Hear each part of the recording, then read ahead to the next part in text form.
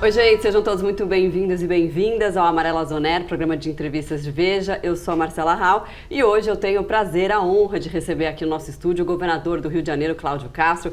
Governador, seja muito bem-vindo e obrigada pela presença do senhor aqui com a gente. Eu que agradeço, é um prazer estar aqui mais uma vez, batendo esse papo. Feliz em poder estar aqui conversando, sobretudo nessas semanas tão agitadas. Pois é, tem bastante coisa. A Ludmila de Lima também está aqui comigo, repórter de Veja. Seja bem-vinda também. Obrigada, governador, pela presença. Bom, governador, vamos começar falando sobre a mega operação, né? Não teria como ser diferente. Depois de dias de passada essa ação nos complexos da Penha e também do Alemão, qual que é o saldo que se tem hoje em relação ao combate ao crime organizado ali naquela região e também a retomada desses territórios? Há um plano mais abrangente? Enfim, qual que é a perspectiva do governo? Em primeiro lugar, acho que houve um grande ganho na questão da opinião pública. O Brasil, e eu venho falando isso pelo menos há 2 anos, que essa é a principal pauta do Brasil. Alguns institutos de pesquisa já vinham mostrando que essa é a maior preocupação do brasileiro e da brasileira hoje, e essa operação acho que deu uma dimensão de retomar a esperança nas pessoas. Eu venho recebendo mensagens do Brasil inteiro, as pessoas voltando a ter esperança, parabenizando, elogiando, sobretudo da qualidade do planejamento das polícias. Acho que o Brasil ganha um respiro sobre isso. Essa pauta toma o verdadeiro lugar dela na imprensa, na sociedade, na política, e só isso já seria um excepcional ganho. E fora que dá legitimidade para a gente fazer aquilo que a decisão do Supremo Tribunal Federal, no âmbito da DPF 635, trouxe, que é o grande plano de retomada de território.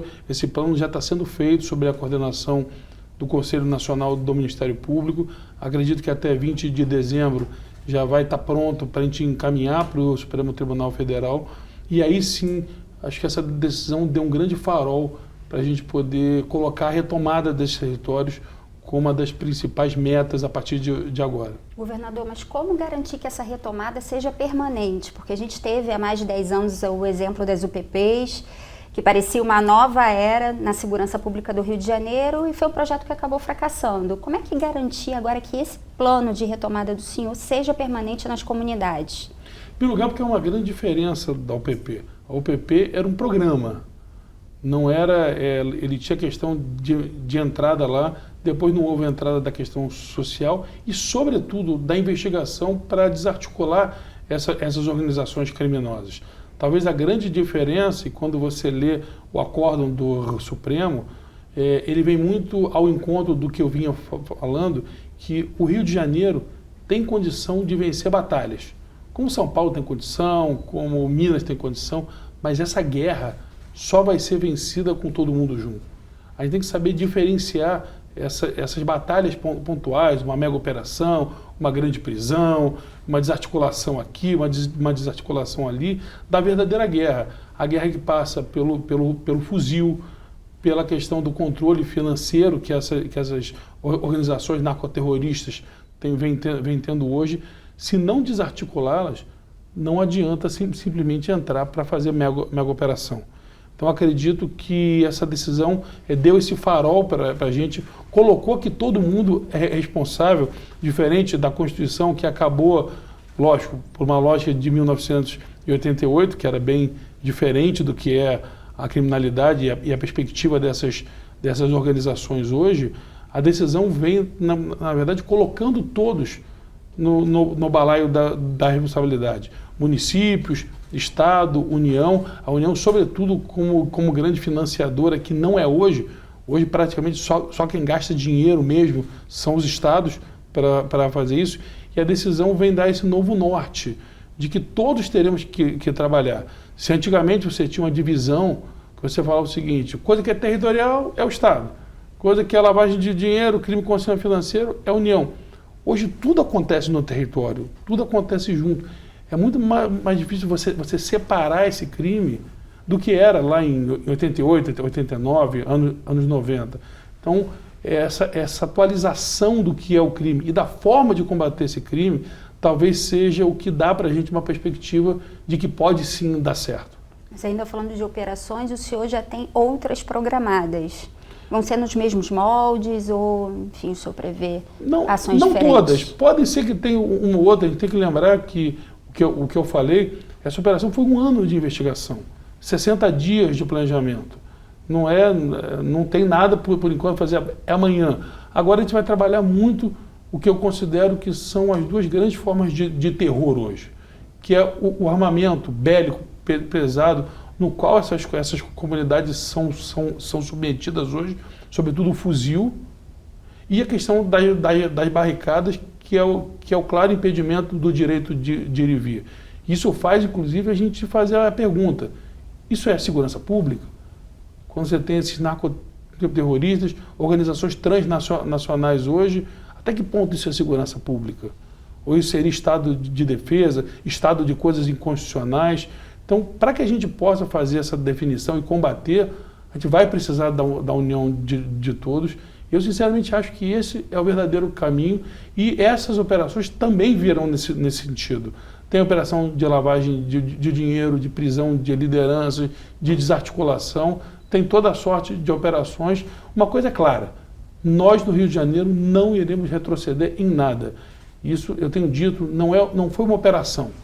Foi o início de um novo tempo, de um movimento, e que, pelo que eu vejo, o Brasil inteiro está se articulando e se movimentando por isso. Agora, o número alto de mortes, 121, incluindo 4 policiais, foi alvo de muita crítica. Teria como ter sido diferente, governador? Teria. Se aqueles 117 tivessem se rendido como os outros 113, nós teríamos um outro resultado hoje. Quem quis se entregar, se entregou. Está lá preso, está respondendo o devido processo legal. Quem quis ir para a mata, enfrentar o BOP e a CORE, infelizmente teve um destino que não é o que a gente buscava. Esses 117 de vítima ali só tiveram os meus 4 policiais. Esses eu sinto a dor da perda deles. Os outros buscaram o seu próprio destino. O presidente Lula, inclusive, classificou como matança a operação e levantou possibilidade de uma investigação paralela. Como é que o senhor recebeu essa fala do presidente Lula? Eu tenho tido uma postura, né, que é não comentar as falas nem do presidente, nem de seus ministros, exatamente para evitar isso que eles querem, que é esse excesso de politização. Foi uma operação extremamente técnica. A gente lamenta que isso soe e é uma falta de apoio ao que a sociedade toda está vendo. Mais de 75% da população rejeitou essa fala, segundo pesquisa de opinião.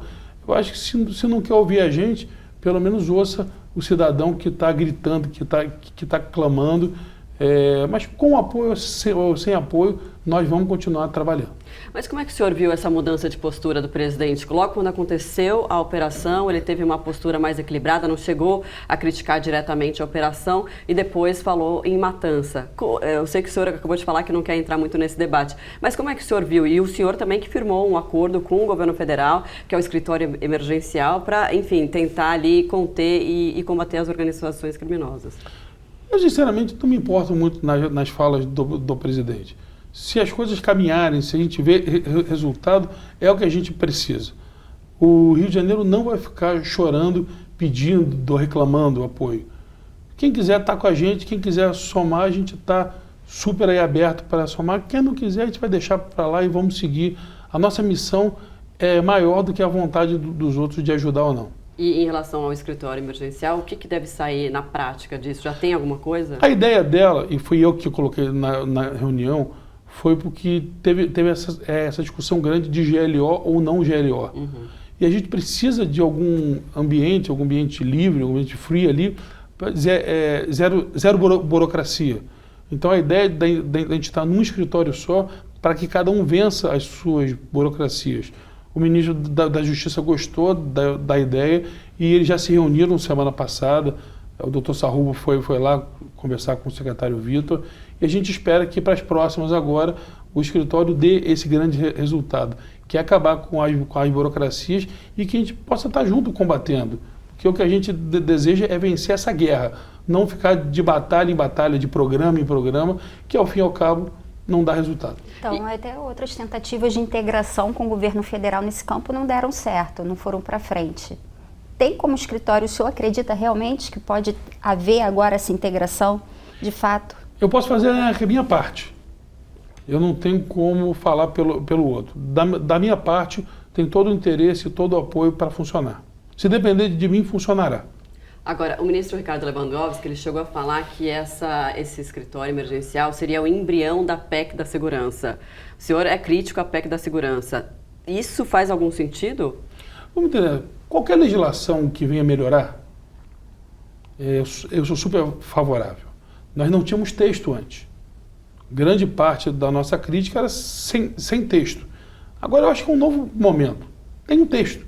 Quem discorda tem que ir lá trabalhar para tentar mudar o texto. Acho que não é mais época de ninguém ficar falando sou a favor ou contra. Se há um texto, se nós temos bancadas, e se é inclusive PEC, que eu acho que é um risco, se é uma PEC que você não tem a questão da sanção presidencial, você não tem controle nenhum do que vai sair no final. Agora acho que não cabe mais falar em concordar ou discordar. Cabe agora a gente lutar por um texto que atenda Estados e União. Se a gente conseguir fazer isso, que é o verdadeiro processo democrático, de dialogar, de debater, de concordar, de discordar, e chegar num texto bom, uma lei que ajude a segurança pública e que seja uma lei razoável, terá sempre o nosso apoio. O senhor, falando de PEC, uma das críticas do senhor à PEC é justamente a perda de autonomia dos estados. O senhor é um defensor da lei antiterrorismo, que também transfere para a Polícia Federal por ação de crimes, ou seja, federaliza, né, também a questão das facções. Não seria contraditório nesse ponto? Não seria não, porque tem coisas que são responsabilidade do Estado. A segurança pública é responsabilidade do Estado. O grande questionamento que a gente está falando, até que ponto um local que tem domínio territorial, armas de guerra, lei e tribunal próprio, que pune, processa, julga e pune. Até que ponto isso é um problema de segurança pública? Até que ponto atos de terrorismo, a gente pode até nem entrar nessa questão, se vai ser terrorista ou não, mas tem que ter equiparação ao terrorismo. Acho que essa foi uma fala agora do deputado Derrite, que eu li essa semana, que eu achei fantástico. É um nome terrorista que incomoda? Tá, vamos escolher outro. Que isso pode dar interpretações diversas, mas a punição tem que ser equivalente à de terrorismo. Aqui a gente não está querendo que os Estados Unidos entre aqui, até porque isso seria absurdamente ilegal. E isso é falacioso. Mas se a gente achar uma forma desse dinheiro ser bloqueado lá fora, de não poder comprar arma lá fora, de não poder comprar droga lá fora, de não poder lavar esse dinheiro lá fora, se esse outro nome proibir isso também, a gente conseguir combater, vamos achar um nome. O que nós não queremos é atos terroristas mais. Esses atos hoje são terroristas e precisam ter punições equivalentes à de terrorismo. Então a lei antifacção seria suficiente, né? Não sei, vai depender do texto que vai sair dela. Eu acredito que o Derrite tem a total capacidade de achar um texto que a gente tem um instrumento real de combate a esse narcoterrorista. Se é não chamar mais eles disso, chamar ele de outra coisa, mas se a gente tiver a lei efetiva que ajude no combate, a gente não está aqui para fazer politicagem por isso. Nós queremos devolver à população o direito de ir e vir, de trabalhar, de deixar o seu filho para a escola, de deixar o seu filho brincar na rua, que as pessoas têm medo hoje. A gente tem que parar um pouco de ficar fazendo só debate ideológico e olhar a vida das pessoas como ela é, lá na ponta, na rua, no município. Está faltando um pouco voltar a ter empatia, parar de pensar na eleição e voltar a ter empatia. Agora, um texto, então, mais equilibrado, que o senhor avalia aí que possa chegar num consenso entre posição e oposição, entre governistas e oposição, o senhor acha que poderia caminhar? Inclusive, o senhor até apoiaria, porque existe a avaliação de que uma mudança na lei pode abrir brecha, como o senhor citou aí, para essa questão da intervenção dos Estados Unidos, assim como aconteceu na costa da Colômbia e da Venezuela. Isso é algo que não existe essa possibilidade, mesmo nesse texto? Eu não vi o texto ainda, né? O que está acontecendo hoje, de verdade, é o negacionismo por parte da esquerda na pauta da segurança pública. Eles não conseguem enxergar o problema. Eles não acham que é um problema. E eles não conseguem ou perderam a capacidade de ouvir as pessoas. Ou esse negacionismo acaba, a gente passa a combater, criar os instrumentos reais.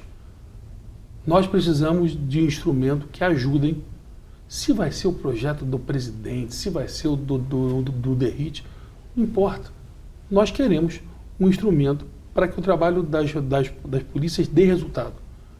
Acabar com esse negacionismo, entender que isso é um problema sim, e que a gente precisa combater não na perspectiva do que eu acho, do que eu penso, mas daquilo que é melhor para a segurança pública. Vamos esquecer 26 um pouquinho. O problema está hoje, está posto hoje na vida das pessoas. Fica essa politização maluca e se esquece do cidadão que está lá na ponta.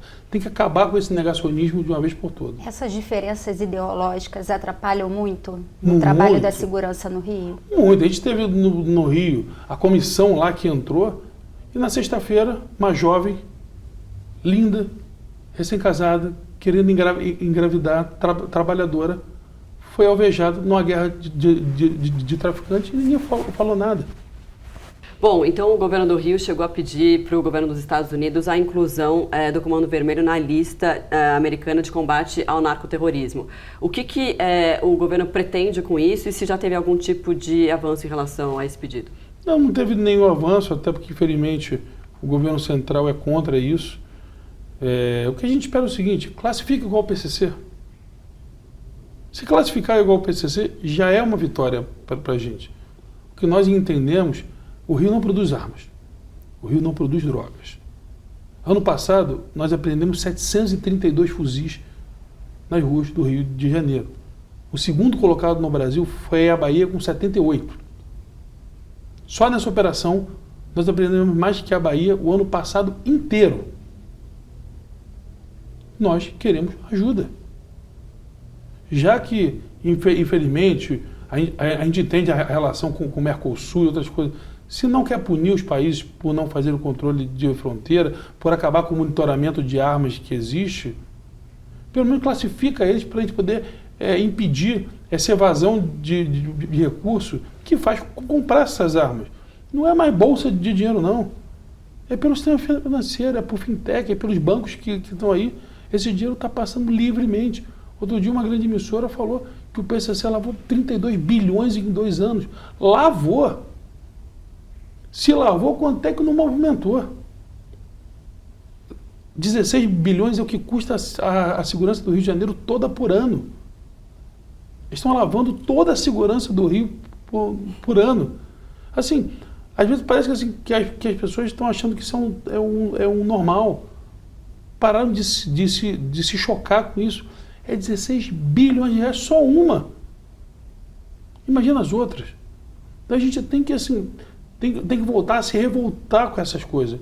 É revoltante isso. Isso está passando pelo sistema financeiro nacional. Como é que o senhor vê o trabalho do governo federal na área da segurança? O senhor acabou de tocar em pontos que passam pela atuação do governo federal. Qual a sua avaliação? Eu penso que falta ao governo federal realmente achar que esse é o maior problema do Brasil.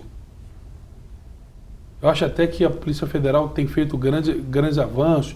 Outro dia, junto com a Polícia de São Paulo, desarticulou uma fábrica clandestina de fuzil, fez a operação aí que foi importante, que é o carbono oculto. Não adianta se pegar em 2 operações e achar que resolveu o problema. Acho que ainda falta aumentar o foco, aumentar a importância que isso tem, aumentar o recurso e investir nisso, aumentar a integração com os estados, entender que esse é um problema, sim, e é o problema mais sério hoje. Enquanto não entender que esse é o problema mais sério, fica tratando lateralmente, fica só lá o Ministério da Justiça e Segurança Pública tratando isso. Isso tem que ser uma pauta do governo inteiro de combater garimpo ilegal, combater a questão das fronteiras. Tem muita coisa para ser feita e não adianta ficar criando guerra política disso. Então acho que tem que tirar a política um pouco de lado. A enormidade de ministros que já criticou ou opinou, ministros que não tem nada a ver com a pauta, mostra que estão batendo cabeça.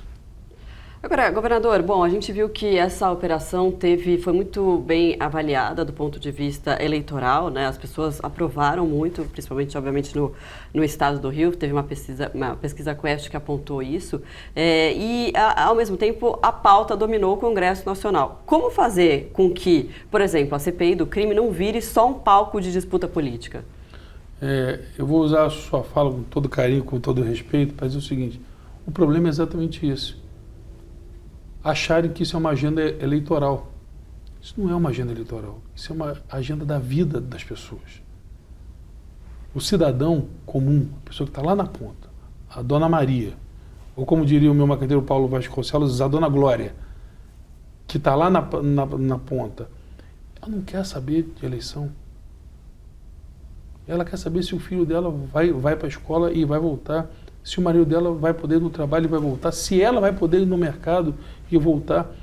E o nosso trabalho é parar de politizar e resolver o problema das pessoas. Voltar a ter empatia pelas pessoas. Voltar a entender qual é o problema que amedronta as pessoas, que aterroriza. As pessoas da comunidade não podem levar um parente em casa. Porque tem uma barricada, tem um sujeito de fuzil. Isso é terror.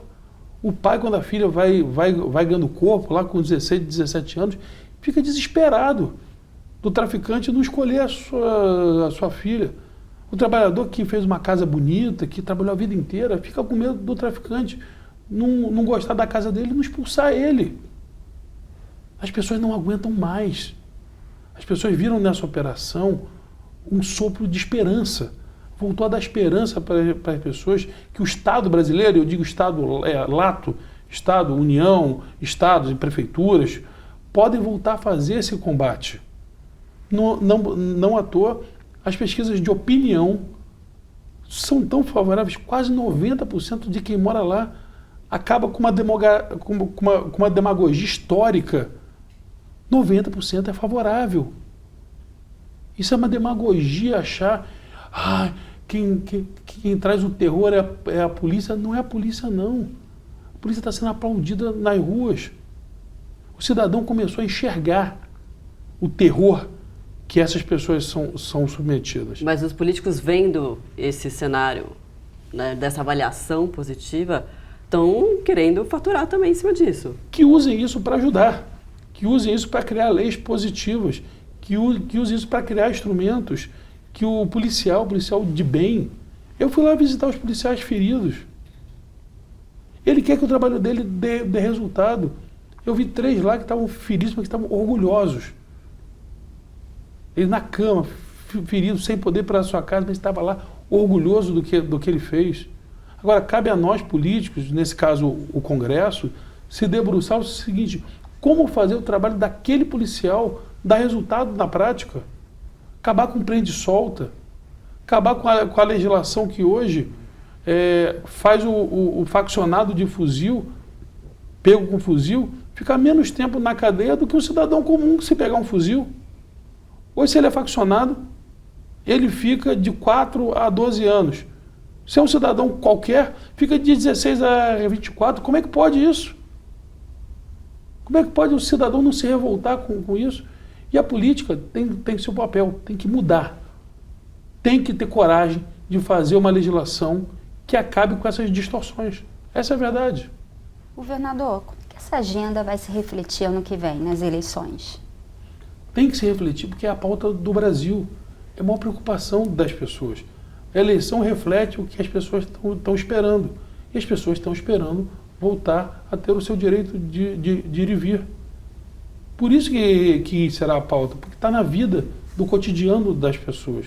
Então, com certeza, será a grande pauta do ano que vem. Inclusive, logo depois da operação, o senhor se encontrou com governadores de direita que anunciaram um pacto, um acordo do Consórcio da Paz. Como que isso deve se reverter na prática? Em primeiro lugar, que eu me reuni com todos aqueles que quiseram vir colaborar. Quando o ministro quis vir colaborar, eu me reuni com ele. Quando os governadores, os que quiseram vir, que se articularam, eu não chamei ninguém. Eles se articularam para vir dar apoio, eu recebi. Quando a comissão da Câmara Federal quis vir, eu me reuni com eles.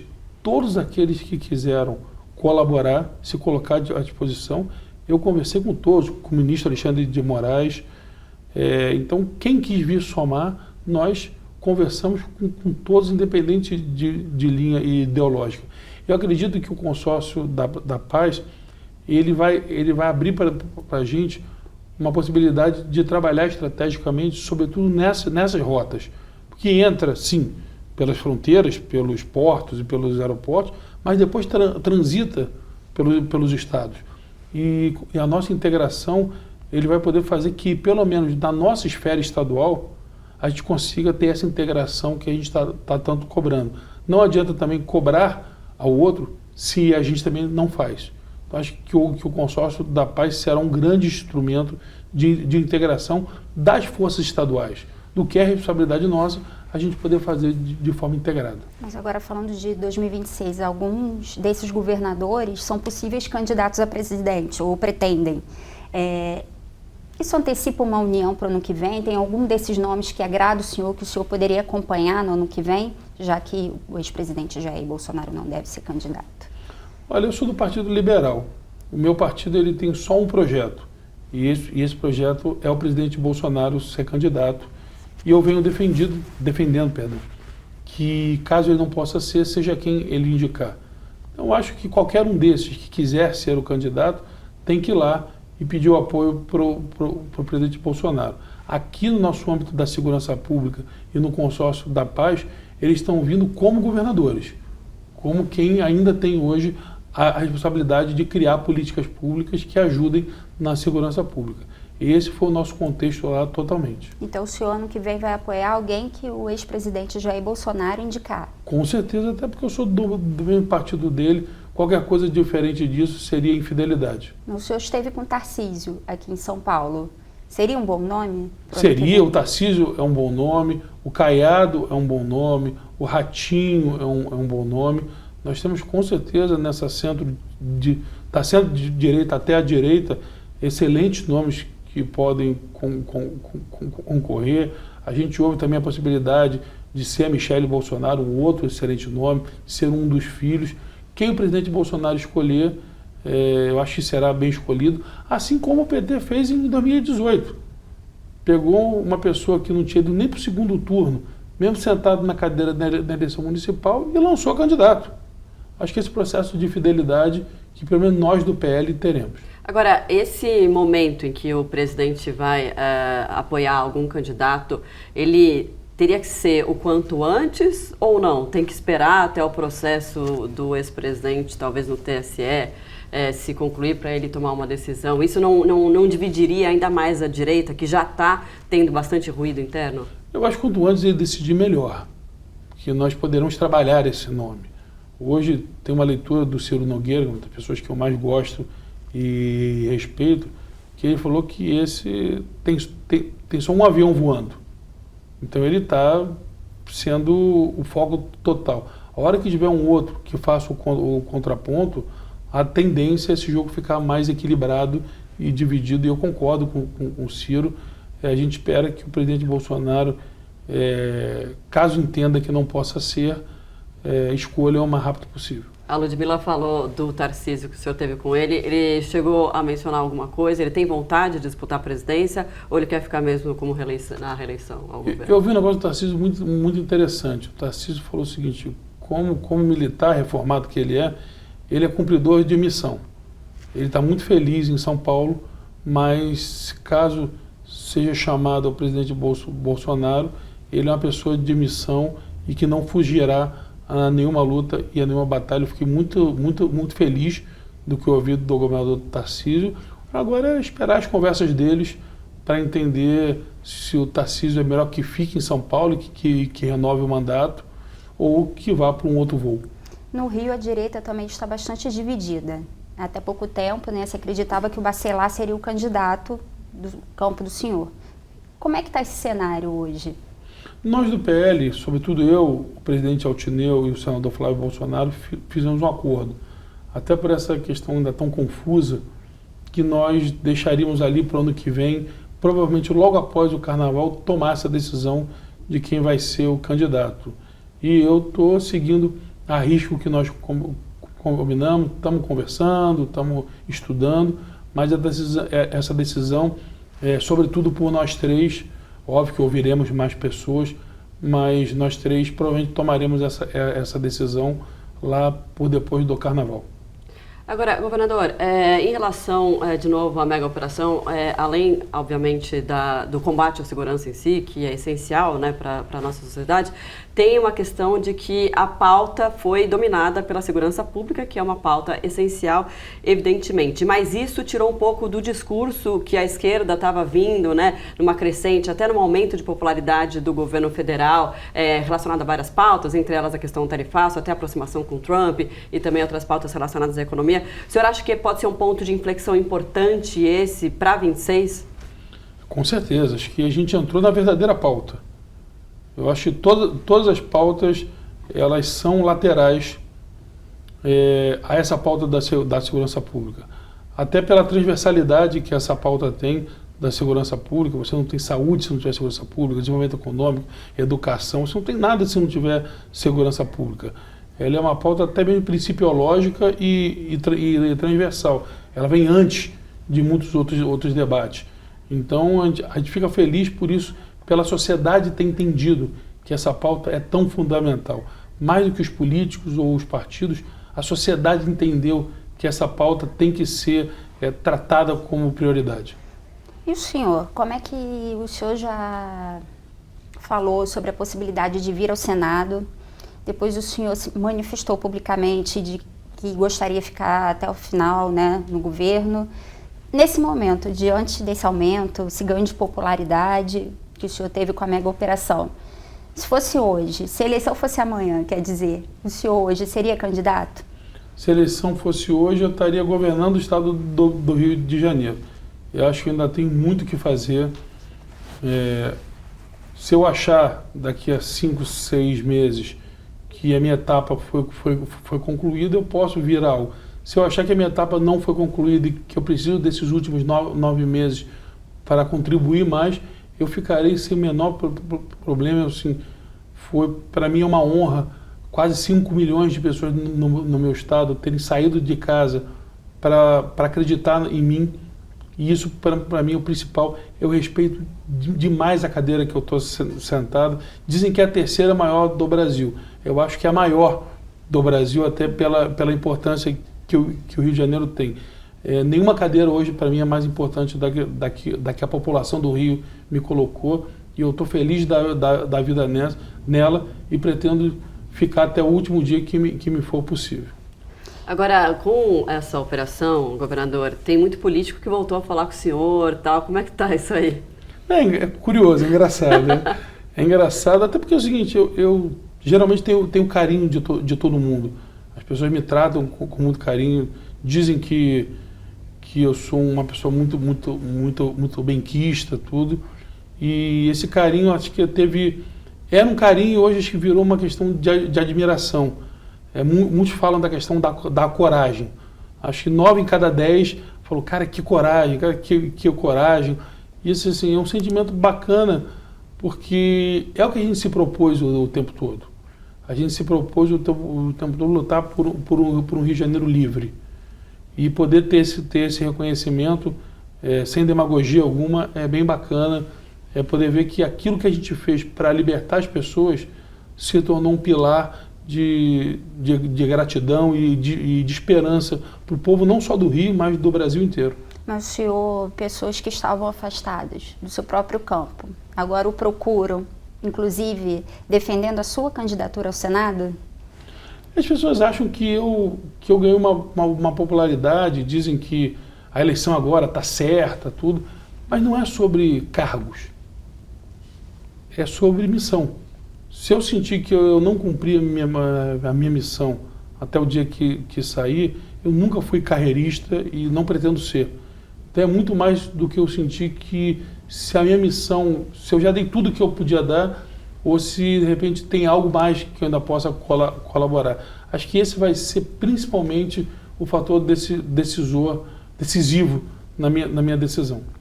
Governador, alguns governadores de esquerda, entre eles o governador da Bahia, o Jerônimo Rodrigues, ele diz o seguinte sobre a operação: o Estado não pode ser um Estado matador, não pode, não é o Estado que tem que fazer isto, o Estado tem que mediar. Mas é bom até ressaltar que a Polícia Militar do Estado da Bahia é uma das mais letais, se não a mais letal do país. Queria saber o que o senhor vê, como que o senhor vê esse tipo de colocação em relação de outros governadores ao trabalho que o senhor fez? Tem questão de campo político, né? A polícia que mais mata no Brasil disparada é a da Bahia. Então, acho que talvez tenha esquecido de passar os dados para o Jerônimo, ou então ele falou sem ter pensado bem. Mas é um cara que eu tenho o maior respeito e lamentável, sobretudo porque é o estado que mais mata disparado. Então, talvez tenha sido mal assessorado nessa resposta. Por outro lado, o Eumano do Ceará elogiou a operação, o senhor também elogiou, né, o governador. Assim, eu tenho uma postura, apesar de eu ser do PL, ser um cara de direita, eu dialogo bem com todo mundo.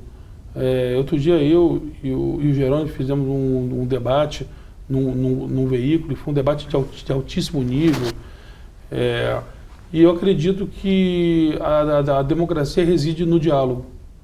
E é fundamental que a gente tenha um diálogo com quem pensa diferente, com quem é de outro campo. E com certeza a gente só cresce quando a gente consegue exercitar essa questão do diálogo. Eu não tenho problema que ninguém discorde de mim. A gente só tem que manter o respeito, entender que a verdadeira democracia não é essa luta do bem contra o mal, onde o bem sou sempre eu e o mal é sempre o outro. A gente tem que voltar a aprender a concordar e discordar e entender que isso é do processo democrático. Governador, o senhor tem um processo no TSE, né, que pode ser, inclusive, ter o mandato cassado por conta de abuso de poder político e econômico. Eu queria saber se o senhor teme isso. Olha, o julgamento que terminou, eu fui absolvido. Eu acredito muito na justiça, até como advogado que sou, eu não comento o julgamento que ainda está acontecendo, mas eu confio demais na justiça, confio que da mesma forma que o TRE do Rio, que é um TRE extremamente independente, entendeu que não tinha prova nenhuma que qualquer coisa influenciou na eleição. É importante a gente lembrar que a minha diferença para o meu adversário, em primeiro turno, só no Rio, é maior do que a do Lula para o Bolsonaro em segundo turno no Brasil inteiro. Eu tive 2.600.000 votos de diferença, enquanto o Lula teve para o Bolsonaro 2.100. Então, assim, é uma eleição que é inconteste. O povo do Rio de Janeiro escolheu o seu caminho e também acho que respeitar o voto, respeitar o sufrágio do voto, também é papel da Justiça Eleitoral. Agora, tratando de eleições de novo no ano que vem no Rio de Janeiro, a chance de o PL subir no palanque do Paes, o senhor caminhar junto com ele ano que vem? Eu acho muito difícil mesmo. Provavelmente eu só vejo essa possibilidade se vier orientada pelo próprio presidente Bolsonaro. Eu acho que há um grau de oposição grande do PL com o Eduardo Paes. Lá na Câmara, todos os nossos vereadores são de oposição. Na Assembleia Legislativa, todos os deputados são de oposição. Cabe a nós achar um projeto político, achar um caminho político. E eu entendo que, com certeza, é um nome aí que disputa liderando as pesquisas hoje que tem que ser muito respeitado. Bom, governador, diante de toda essa repercussão da mega operação, se o ex-presidente Bolsonaro der uma missão para o senhor ser candidato à presidência, o senhor topa? Olha, teria que conversar as condições dela. Teria que conversar qual seria o motivo. Eu me sinto muito bem representando o meu Estado. Eu acho que o meu Estado precisa de mim, até por tudo que passou, como a Lava Jato destruiu as lideranças políticas do meu Estado. Eu me sinto muito, muito feliz representando do Rio de Janeiro. É óbvio que eu pararia para refletir, mas teria que ser uma proposta com embasamento grande, técnico inclusive, para que eu pudesse deixar a minha vontade, o meu sonho, que é servir o meu Estado, para vir para um outro voo. teria que ser bem conversado isso. Eu, assim, a gente tem uma brincadeira na política que é a mosca azul, né, que é a mosca da vaidade. E o meu repelente dela é fortíssimo. E eu sou muito pé no chão em relação ao que eu acho que é a minha missão hoje. É óbvio que Deus está conduzindo tudo e vai depender muito mais dele do que da minha opinião pessoal. O senhor se reaproximou do clã Bolsonaro depois dessa operação? Vocês ficaram mais próximos? Eu nunca me afastei. O Flávio é um amigo pessoal desde criança. A gente morava em ruas, uma do lado do outro, a gente se conhece desde garoto. A minha eleição de vereador se deu graças a ele ser candidato a prefeito. Então, há um processo de amizade, de gratidão longo, e a gente nunca se afastou. É óbvio que ele ficou envolvido com a questão do julgamento do pai, tudo, e eu tenho um estado complicadíssimo para governar. Mas não houve afastamento para dizer que houve reaproximação. Então, Flávio é um dileto amigo, e as famílias, tudo, e a gente sempre teve próximo, ainda que fisicamente, por questões do trabalho, a gente possa não estar junto sempre. Agora com Bacelar, cortou as conversas de vez? Não, há um respeito político, ele é presidente da Assembleia, foi meu secretário, são dinâmicas da política, hora você está mais perto, hora você está mais afastado, mas sobretudo hoje há um entendimento no meu partido, que foi antecipado toda essa questão de candidatura e que a gente tinha que botar o pé no chão um pouco e esperar até o ano que vem para decidir qual o melhor projeto para a gente. É uma questão simplesmente de política. Então não há certeza de que ele será o candidato, presidente da LERJ? Nem que sim, nem que não. Vai depender dessa decisão partidária nossa. Bom, a Ludmila citou aí, foi o Eduardo que você falou agora há pouco? Eduardo Paes? Não, do Eduardo Bolsonaro. Não. Era o clã Bolsonaro. Do clã Bolsonaro. Especialmente Voltando Flávio. aqui para o clã Bolsonaro, então, queria saber e ouvir também do senhor, o que o senhor achou da atuação, né, do deputado, que culminou nessa crise, pode-se dizer, para a direita, e por enquanto isso, depois eu faço outra. Eu acho que a gente tem que decantar o que está acontecendo. Você tem uma pessoa que está com a sua mulher e com seus filhos fora do país, que não consegue mais voltar para cá, que viu seu pai ser preso, que se revoltou. Tem um lado humano no Eduardo que eu tento enxergar. Eu imagino se fosse o meu pai. Imagino que o pai, com certeza, é o ídolo, foi presidente da República, colocou tudo. Tem uma questão humana que é muito difícil você decantar, saber que tem que ponto está certo e está errado. Alguém que com certeza tem uma vida lá pior do que estava tendo aqui. Então, assim, eu respeito muito esse lado humano do Eduardo. E isso, por mais que a gente tenha concordância ou discordância, talvez não precisasse ter falado isso ou aquilo, mas tem um componente emocional muito difícil de se controlar. Eu tento me colocar no lugar dele. Eu não sei se eu teria muita razoabilidade se eu tivesse sem ver meus amigos, minha família, meus pais, tivesse talvez com dificuldade financeira. Eu não sei como é que está a vida do Eduardo lá. E eu respeito muito o que ele está passando. Eu acho que isso tem um componente, nem tudo é política, tem a vida das pessoas. Eu acho que ele deve estar num momento de vida muito complicado. Agora, em relação ao julgamento do ex-presidente Bolsonaro, a gente teve uma decisão aí do STF que rejeitou os recursos da defesa. Eu queria saber como o senhor acompanhou e acompanha ainda esse caso. Eu fico muito triste de a gente estar vivendo no Brasil um tempo de criminalização da política. Eu acho que quando você tem os 3 últimos presidentes, dos 4 últimos, 3 com problema na justiça e 1 impeachmentada, eu acho que a gente tem que ter uma reflexão acerca da democracia, se o Brasil está sabendo virar a página. É muito triste que os 4 últimos, 1 foi impeachmentada e 3 presos. Isso eu acho que para a democracia brasileira, que é uma jovem democracia, é muito ruim. É nefasto o poder que isso pode gerar. Talvez com o amadurecimento da nossa democracia, a gente vai passar a ter a capacidade de virar a página. De entender que quem ganhou vai governar, quem perdeu vai fazer oposição e que a gente vai tratar isso com naturalidade. É muito triste um país, uma democracia que não consegue virar a página. Todos nós brasileiros, independente de campo político, temos que refletir que Brasil que a gente quer, que democracia que a gente quer. Com certeza não é a que todo mundo que sai tem problema na justiça. Governador, agora falando do DOCA, que virou o inimigo número 1 hoje da segurança do Rio. Há pistas, a área de inteligência tem pistas sobre o paradeiro dele? Isso é muita inteligência, né? Eu não posso comentar muito, peço até desculpa, mas a gente está atrás dele. E a gente quer pegar ele de qualquer jeito. Que há especulações de que ele estaria na Rocinha. Especulação sempre vai ter. Outro dia teve uma que ele estava em Foz do Iguaçu. Então, especulação a gente vai ter o tempo inteiro. Pessoas ligam, olha, tem informação disso, informação daquilo. Mas eu confio nas minhas polícias e na minha inteligência. Acho que eles estão no caminho certo. Tomara aí que em pouco tempo a gente tenha uma resposta efetiva para isso. Agora, governador, se tiver que fazer uma outra operação, como a que vocês fizeram na semana retrasada, vai ser feita? Vai ser feito, com certeza.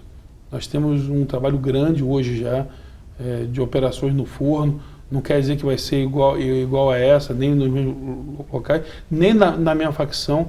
A gente tem contra todas. Lavagem de dinheiro, tráfico de arma, tráfico de droga.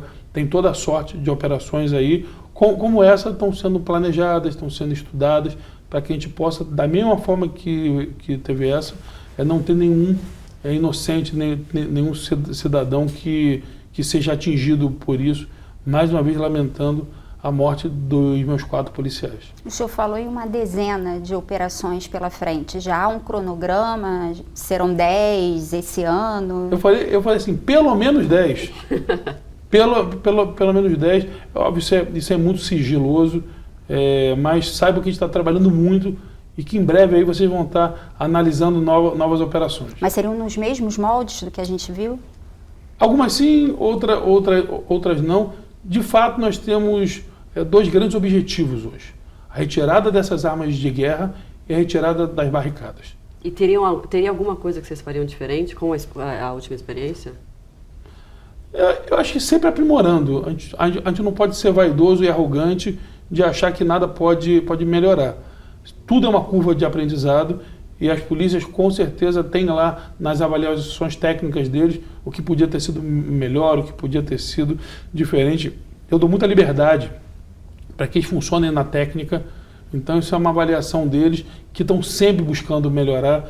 Eu acredito que a próxima vai ser melhor ainda que essa, lembrando que são todos seres humanos passíveis de erro, mas a gente planeja muito exatamente para evitar esse tipo de erro. Quem sabe que um erro é a vida de alguém. A gente não pode ficar contando as pessoas como um número. As pessoas são vidas, são sonhos, são seres amados muitas vezes e que a gente está ali para proteger, não para tirar a vida de ninguém. Muito bem, então a gente conversou com o governador do Rio de Janeiro, Cláudio Castro, está aqui no Amarelas Noré, participando com a gente no nosso estúdio. Obrigada, governador, e até uma próxima. Muito bom ter o senhor aqui explicando. Obrigada, governador, obrigado, mais uma vez. Agradeço. Obrigado pela oportunidade. Chamar a gente volta. Combinado, então. Obrigada. E obrigada a você que nos acompanhou, pela audiência, pela participação. Lembrando que todo o nosso conteúdo também está nas nossas redes sociais, também no YouTube e no nosso canal Veja Mais. Até mais. Tchau, tchau.